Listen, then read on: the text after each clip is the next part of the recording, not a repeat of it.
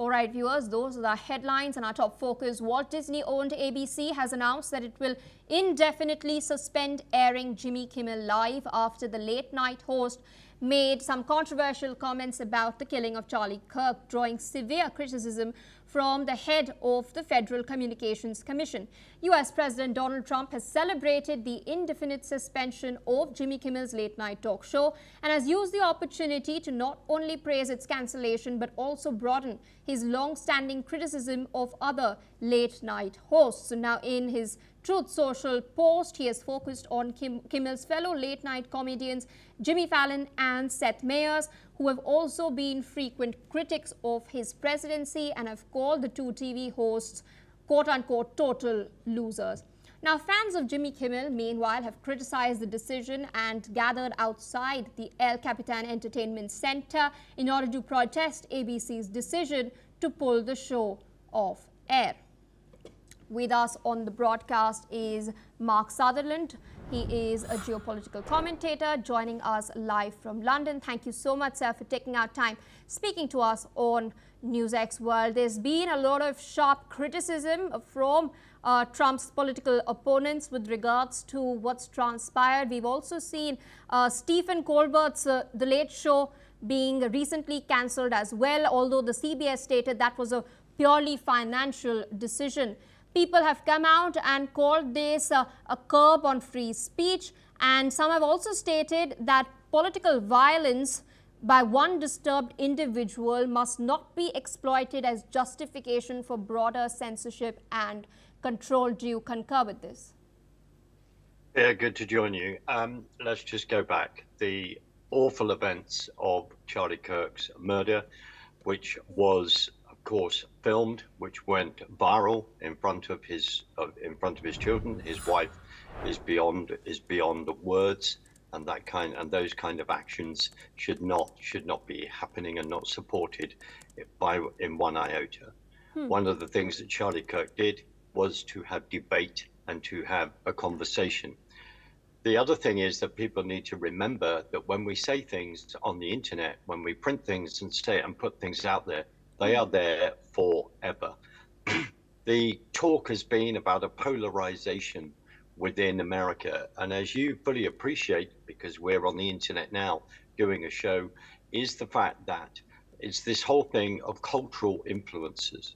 And as people say, America is then polarized to some extent. It may not be as polarized as many actually think. People were shocked by what they saw. And they've also been shocked by then the remarks that have been made afterwards. I understand what you are saying in regard to free speech. We need to go back for a number of years, even back to the first Trump administration, when the Democrats, people like Maxine Waters were then saying, in regard to people that voted for Donald Trump, you need to get in their face and be verbal and tell them what you think, or words to that effect. There is nothing like, it's important to have a debate, but Kimmel has had a big platform until ABC then pulled that as part of the Disney network.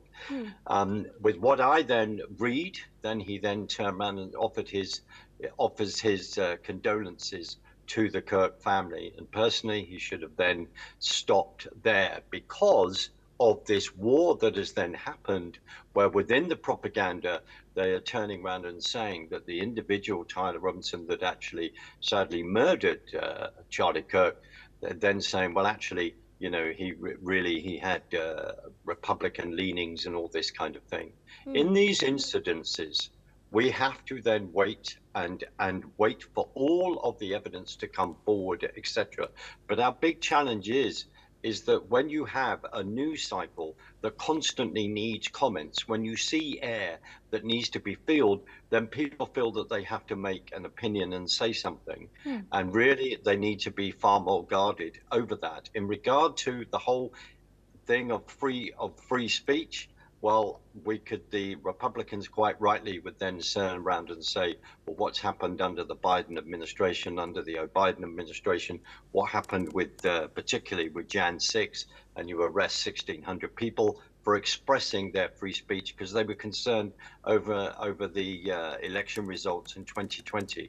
It's a massive subject, but I also believe we have huge responsibility in how we conduct ourselves and the comments that we then made. And I come back to it. Someone was murdered under horrific circumstances, and it was filmed, and it went viral, and it will be out there for years and years to come. It will be out there as Charlie Kirk's dear children then grow up. That could be then shown day after day after day. Plus, I will say, end with this. On the Republican side, if we look at people like Rand Paul, when they were virtually assaulted in the street, with people, Brett Kavanaugh, people getting round his house after being doxxed. These people think that this kind of behavior is acceptable. It is not, but I don't have to tell you that in regard to history of many other countries where we've lost the art of being respectful to the other side and actually having a debate. And I say this, that is all that Charlie Kirk actually believed in, which was to have a debate and speak words and not turn to violence. Sorry, Pia. Indeed, he was known for engaging in dialogue, particularly with the younger generation, the Gen Z. So I request you to stay on with us. We're getting some reactions as well. We're now learning that a number of Democratic lawmakers have now assailed the decision, stating that free speech is under attack. There have been several reactions on social media, which have been swift and varied. Prominent figures have been weighing in on the controversy surrounding ABC's decision. Gavin Newsom, the governor of California, has criticized the move as part of a larger coordinated effort to stifle free speech, calling the actions of those in power as dangerous for democracy. Adam Schiff, U.S. Senator for California, has also denounced what he described as a direct attack on the press and the freedom of expression, highlighting the Trump administration's increasing pressure on media outlets.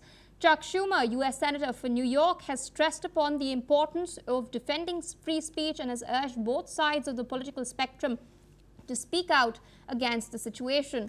Additionally, Elizabeth Warren, U.S. Senator for Massachusetts, has raised concerns about Trump's growing influence over media, arguing that his tactics of silencing dissent are undermining democracy. Meanwhile, TV host Michael Costa has also voiced his alarm, urging TV networks to stand up against what he sees as a dangerous precedent for censorship.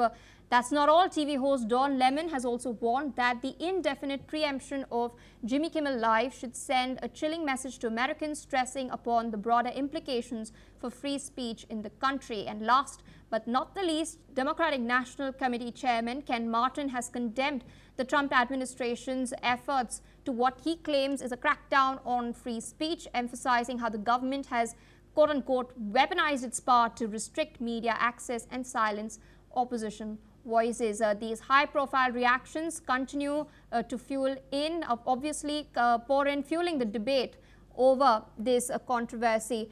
Mr. Sutherland, I'd like to rope you in once again. I'd also like to bring forth the reaction that has been put forth by U.S. President Donald Trump. He's, of course, hailed the cancellation that has taken place. He stated that it had to be done. But what's also interesting is that he's also taken a dig at other late-night comedians, including Jimmy Fallon, including Seth Meyers, and called them total losers. Is that really warranted at this stage? Well, you should then add Stephen Colbert, where a dear friend of mine was actually smeared and ridiculed by him. But that's another thing. Just to quickly go back to the names that you have actually named, like Schiff, Schumer, etc., Gavin Newsom, and others. They are all, as far as I'm concerned, on the left side of politics. And I would turn around and say that it suited them over the 4 years of the Biden administration to then ridicule Republicans, ridicule patriots. So that is what has gone on. They want free speech. That's why people went to America, to the Washington, D.C. on Jan 6, 2021 to exercise their free speech and their constitutional rights. We could cynically say that it suits people on when it suits people. In regard to what President Trump has said, remember, as people have pointed out, you pointed out, because of Donald Trump's record in regard to The Apprentice, in regard having one of the biggest TV shows ever, in particular in America and around the world, and also his links in regard to the media, to his reactions is then not surprising as you go back in history. We have to remember that Obama turned around and said that President Trump, he will never be president in a media dinner. I believe in 2015. And also we look at Russia, we look at the court cases, we look at the weaponization of the law by the Democrats against him. So he is bearing all that in mind in regard to his comments, because these comedians, yes, we have a free speech to say, have constantly made pot shots at him, hence why his reaction. But we have to remember this: Charlie Kirk is someone who we knew, was a friend of his wife. They are friends. The other thing is that Charlie Kirk, as you said just before this, that he engaged with Gen Zs, he engaged in young people to create debate and also to challenge them from a biblical point of view, from an American Constitution point of view, from a patriot point of view, to get them to think of the foundings and the true values of America. And that is what he did. The comedians, etc., constantly challenge that, because they would then put themselves under the progressive mandate.